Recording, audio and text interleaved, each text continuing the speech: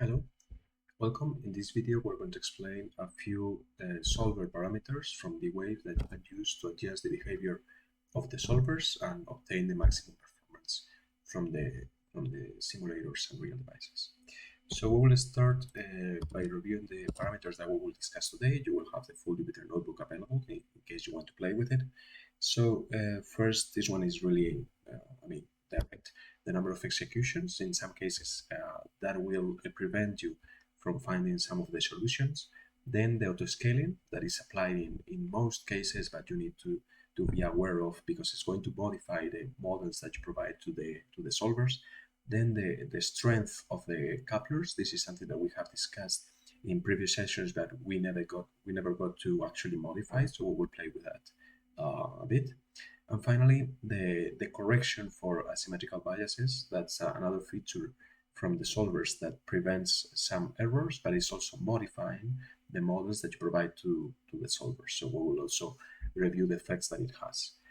So let me restart this and clear everything, and we will go through the different steps. Okay, so these are the models that I will be using, not a lot in this case, and the auxiliary function that I will rely on. Okay, so first we will start with the number of executions, and we are going to use one of the symbol cubos that we saw in the previous examples. So this is a sampling problem in which we want to find several solutions. So in this case, we will be executing that with the wave sampler, the embedding composite, and so on. The thing is that if we don't really specify the number of reads, as you saw in the previous videos, that we were actually specifying the number of reads every time, and there's a reason for that. So if we execute this, let's see,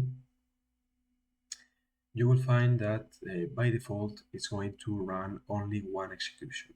The problem with that is that if we are working with a sampling problem, that will prevent us from finding all the different solutions. So for example, you saw in a previous exercise that we had like, I don't know, 8, 10 different possible solutions that are valid.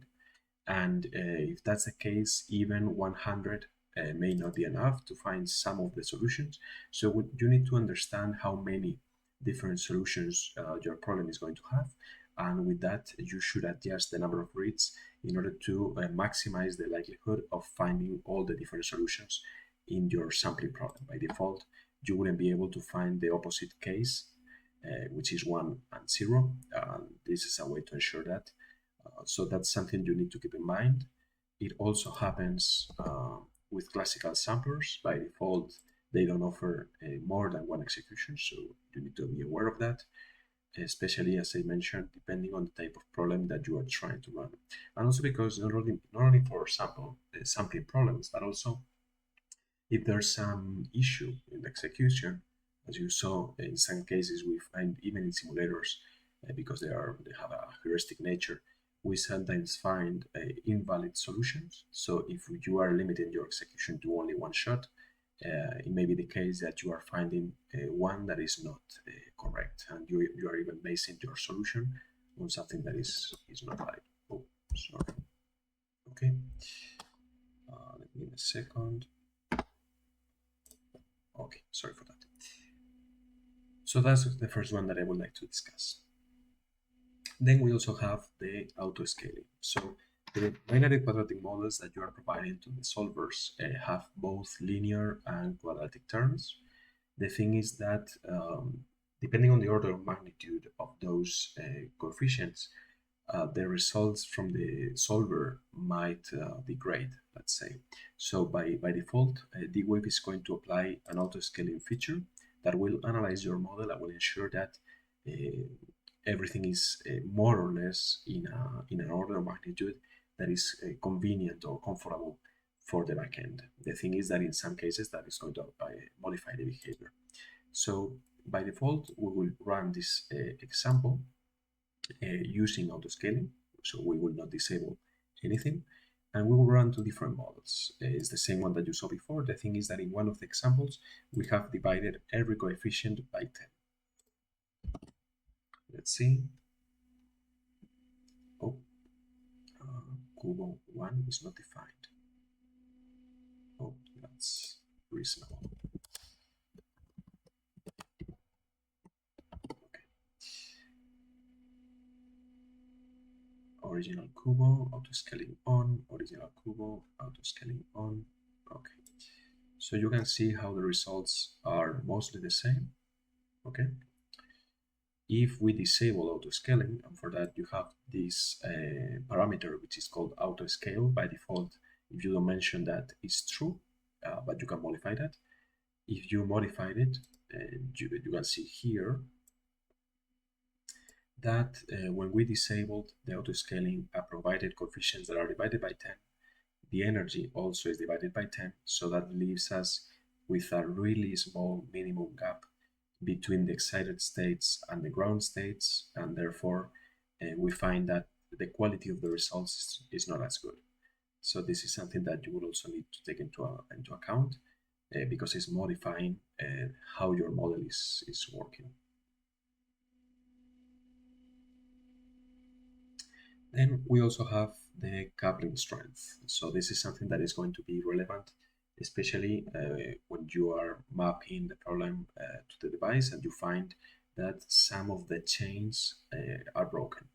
So the parameter chain strength here is something that you can modify. If you raise it too high, you use a chain strength of 1 million or whatever, the problem with that is that it may affect also the problem definition, and it may alter the results in a way that is going to prevent you from getting good results. But if the change strength is too low, then the change will break, sorry, and in that case, you will not be able to retrieve some of the results. So you need to find a balance in between. It's not that bad to see one, maybe two broken chains, and that's going to give you a measurement of where the chain strength should be, and you can then adjust it.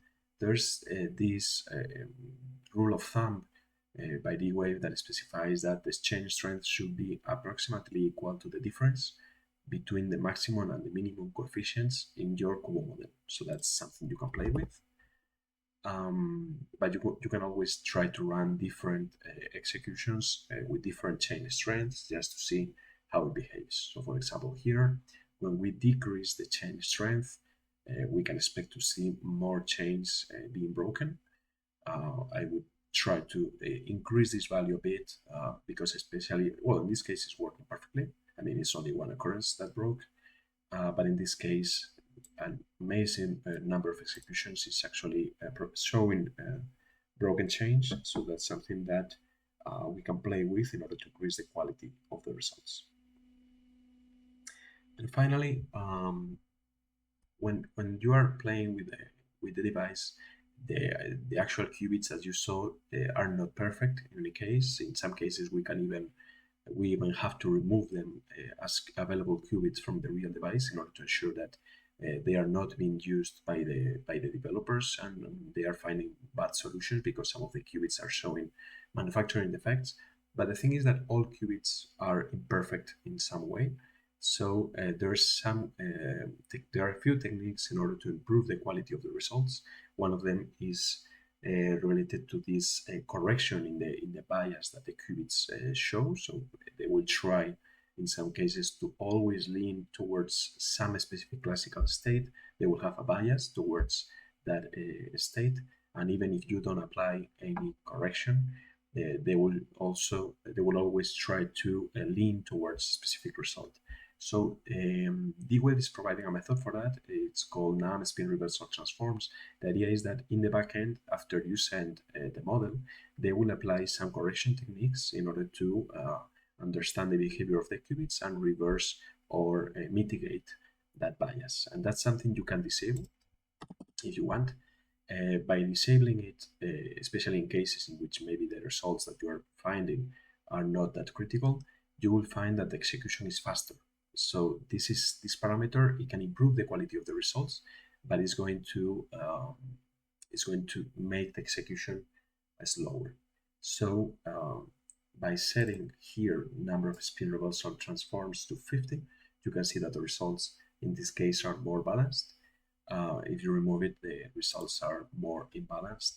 So this is something that you can also play with to try to improve the quality of the results or balance that with the speed.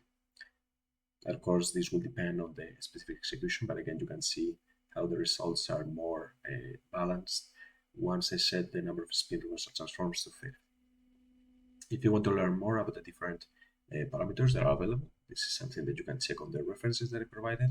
So feel free to play with that, and also consider these 4 parameters after you have implemented your models and you're trying to get the best behavior from these systems. These are parameters that you can play with, and you can try to obtain different results and see how that affects your solution. So with that, thank you so much for watching, and see you in the next one. Thank you.